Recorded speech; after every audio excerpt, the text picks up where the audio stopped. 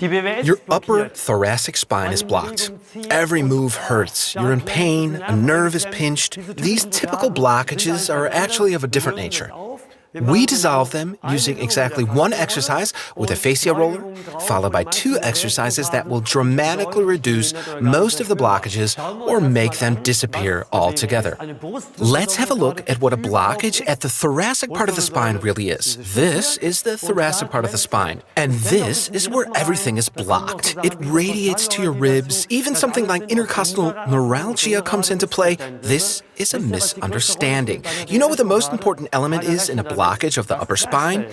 It's your diaphragm, your breathing muscle. Your diaphragm billows up like a tent in here. And if this muscle tenses up because people do not breathe enough, don't do sports anymore, there's too much shallow breathing, everything becomes tight up here. And that often results in a blockage of the upper spine, or even pain. This is, again, most often a matter of muscles and fascia in the diaphragm. And we are going to relax everything there. We'll start first with a Medi roller. Come over here, please.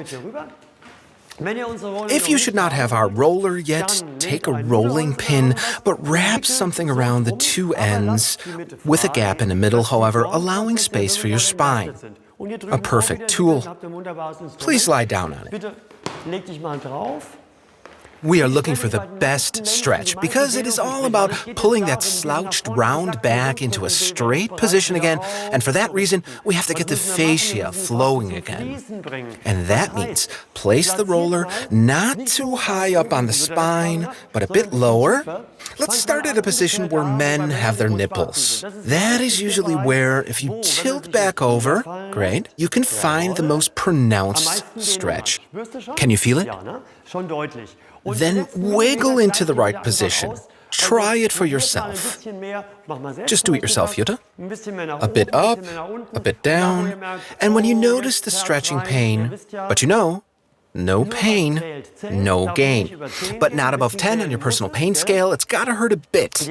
You know, it has to hurt a little bit to help. No pain, no gain. And does it hurt? Well, if it hurts under 10, it's okay. And then you breathe deeply. You remember we said the diaphragm plays a major role here. And the diaphragm is attached to your rib cage and your thoracic spine. And depending how you breathe and move your spine around, the better you reach the spots where the tension sits.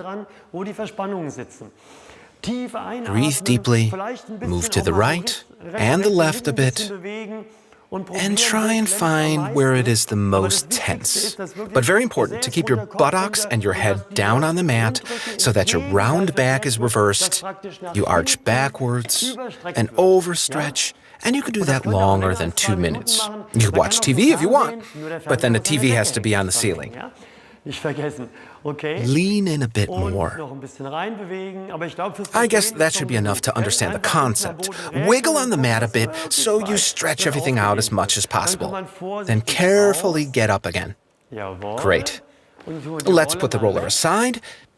And now, since this is about opening up, our arms are important. During a normal day, our arms are often in the front, rarely in the back, and this is why we are going to put our arms back at a certain angle. We don't have a corner here, so we're going to use a chair. If you have a corner in your room, you could do standing up, what we are now doing, kneeling down. You get the picture? At the wall, both arms are pushed back by the walls that meet in the corner, but in most corners you'll find furniture, just like here, so this is an alternative. Please first go into this horizontal position, horizontal, with your arms outward. Then raise your arms by 10 degrees. And Jutta, please remember the angle.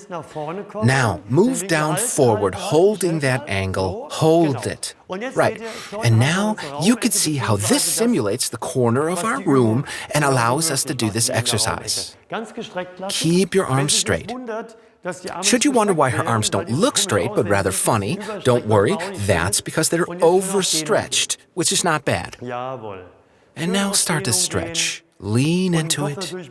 Keep your head up so your nose doesn't bump into the floor. Okay.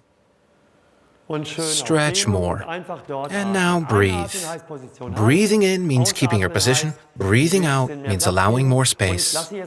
I'll let her do the exercise on her own now, because after the exercise you feel just grand. Open and relaxed breathing, good for people with asthma, who can feel free of asthma, or at least with less severe asthma. Hard to believe, I know.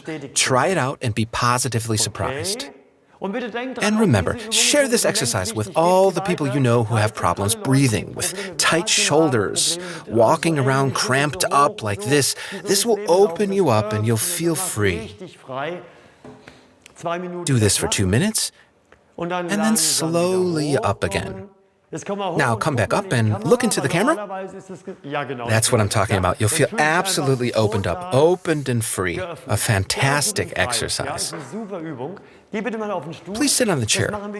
Now we're going to do the third exercise. We promised 3 exercises. Sit on the chair. Not so much in the back, but more on the edge of the seat. But not too much so you won't slide off. With your feet apart, we want to do the following. Let's do it together. I'll kneel down so people could see better. Here's a pre-exercise. We take a very deep breath. More. And now stay the way you are and breathe out as if you have to blow out candles for your 100th birthday. I can't hear you. Blow harder. Was that all? Okay, let's try again. You at home too. Breathe in, real deep, and exhale. Not too bad. I would recommend closing your mouth a bit more. Then it's not in one go. More like this. Keep going, keep going. Breathe in, and now. Better already. But more. And you notice when you breathe out longer, breathe normally after so you don't fall off the chair. When you do that, your body instinctively wants to bend. Your body is smarter than all of us. Your body knows. Why does it want to bend when you're exhaling? Because it notices when you build up pressure in your stomach, it pushes your diaphragm up, emptying your lungs even more, and more air gets out. Your body notices that, and we say, thanks for the tip, we get your point, and we increase the pressure even more by bending our trunk forward, pushing our diaphragm up even further. Most people then release a final puff of air like this. And the more air that comes out when you are bending forward, the more effective the exercise is, the more stretched your diaphragm will be. Here's a brief explanation so that you understand why we do what we're doing now. We breathe out as much as possible, bend forward to breathe out even more air, and when you've reached your end point, close your mouth, hold your nose, come up, and then you suck in air, which, of course, is not possible since we're holding our nose and our mouth is closed, and this will tense up your diaphragm and give it a good stretch while we are moving around. And that's what we're going to do now. So, breathe in as much as you can, then blow air out. Stay seated, blow out, fall forward, breathe out more, hold your nose, and come up again, and start sucking in air. Keep sucking as if you want to breathe in. Mouth closed, nose closed. More. Suck more until all the oxygen is used up.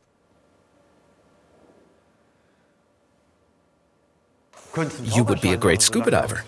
Okay. I don't know how this worked for you at home. Just a brief explanation, and then you could do it on your own. When you bend forward, mouth and nose closed, you want to get up with your mouth and nose still closed, then breathe in. But since the mouth and nose are closed, we create a vacuum which tenses up your diaphragm, isometrically, that is. That means without movement. And that intensifies the stretch. And you move around like this when sucking in pretend air, so you can reach all corners of your diaphragm, where all the tension sits, where you can feel it, to relax and stretch it out. And after these 3 exercises, you will feel much better. Give it a try and write us a comment about how it feels. A thumbs up would be great for this little exercise program. And please, share it with others who may have such problems. No matter in what way, put it in your groups. People have to learn about the diaphragm and its important function. Final remark. In particular, older people who tend to breathe less, have a tighter diaphragm and insufficient oxygen supply, they can train themselves to improve their lung capacity like when they were 30. Very valuable exercise. Please pass it along and subscribe to the channel. See you next time. Bye.